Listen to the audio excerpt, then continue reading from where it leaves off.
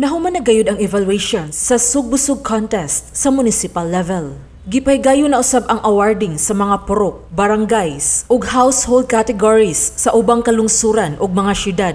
Kadtong mga midaog magsangka sila sa district level ug anhi na usab dinhi pilion ang overall winners sa Sugbusog sa probinsya. Niadtong Abril 16 atol sa pagbisita ni Gobernador Gwen Garcia sa isla sa Bantayan, gihimo usab sa lungsod sa Madre de Dios ang awarding alang sa mga mananaog sa maong programa sa municipal level.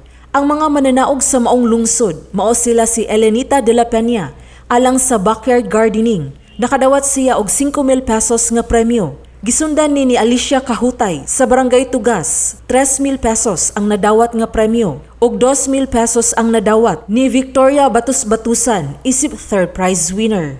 Sa containerized gardening, nidaog ang Purok Tagaytay sa Barangay San Agustin ug nidawat og 5,000 pesos. Ang Barangay Tugas, Barangay Kudya ug Barangay Kangwayan ang mga midaog sa Best Barangay ubos sa small category.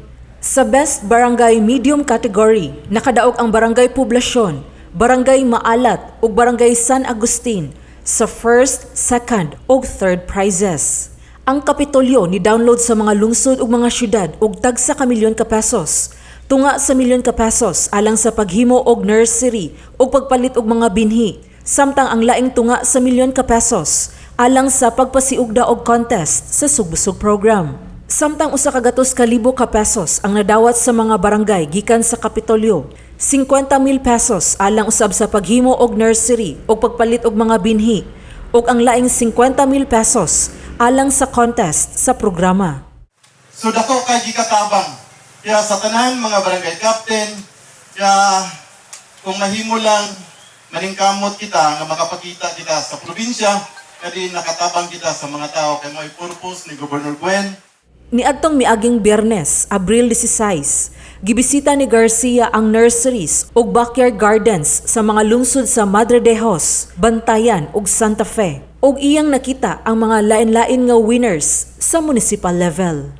Kay mao na ang purpose nato sa nursery. Itagaan man nato pondo pagpalit og seeds. Ang tinguha nga itisok gyud pa tubuon usa ang okra, ang talong, ang kamatis ug unya iapod-apod sa mga kabalayan. Kay nasayod ko sa akong tuyok-tuyok, daghan gyud gusto mananong. Wala ikatanong. May proposal group nga at 10 PM in the evening. Kinanglan mga tuog nini sila tanan kay mumataog alas 5 kay mananong. I-practice ni nato ang healthy lifestyle na. Di na tanang magsige lang tag-standby, mag-inom, magkuhan nga magluya na ikabuntag atong lawas. Manglihok ta tanan, mananom ta. Karon ta mabuhi. Sheila Gravinez, Balita sa Sugbo.